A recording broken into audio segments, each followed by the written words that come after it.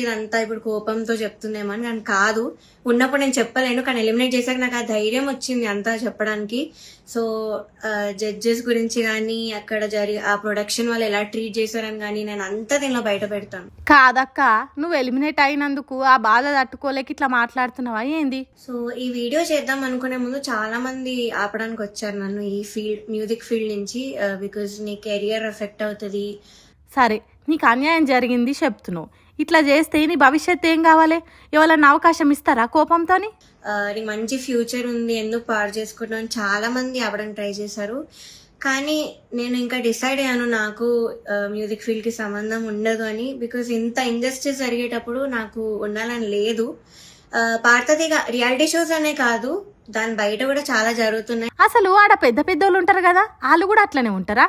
తెలియక అడుగుతున్నాం, చెప్పు. కీరవాణి సార్ గురించి మాట్లాడదాం. అఫ్ కోర్స్ నాకు చాలా హేట్ వస్తుంది దీనికి మాత్రం, and I'm ready for it because I don't care. అసలు వెడ్డింగ్ షోస్ చేసే వాళ్ళు నా దృష్టిలో సింగర్సే కాదు, నాకు చాలా అసహ్యం. It's like you're disrespecting music అని మాట అన్నారు.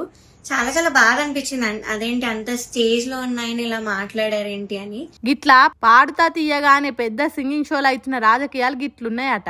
నా జిందగీ బర్బాద్ అయినా సరే వేరేటోళ్లకు నా లెక్క అన్యాయం జరగొద్దని సింగర్ ప్రవస్తి బయటికి వచ్చి నిజ నిజాలు పబ్లిక్ తోని వంచుకుంది.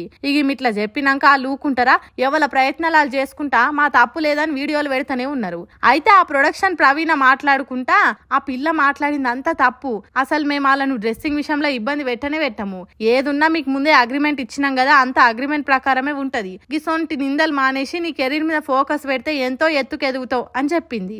ఇప్పుడు ఈడ సింగర్ మాటలు నమ్మాలనా లేకుంటే వీళ్ళ మాటలు నమ్మాలనా సమజ్ అయితలేదు. గాని ఏడనైనా ఎసోంటి సంస్థలనైనా రాజకీయాలు ఉంటాయని తెలుసు గాని ఇసోంటి టీవీ షోలలో కూడా ఉంటాయని ఇప్పుడే తెలుసుకుంటున్నాం అని జనాలు అంటుర్రు. మరిగా ఈ ముచ్చట ఎన్ని రోజులు సాగుతుందో, ఎన్ని నిజాలు బయట పడతాయో, ఎంతమంది బయట పడతారు, లేకుంటే సింగర్ది తప్ప లేకుంటే ఆడ జడ్జెస్ది తప్ప అనేది మెల్ల మెల్ల ఒకటెనకొకటి బయట పడుతుంది. అప్పటిదాకా ఎదురు చూద్దాం, ఏమంటారు?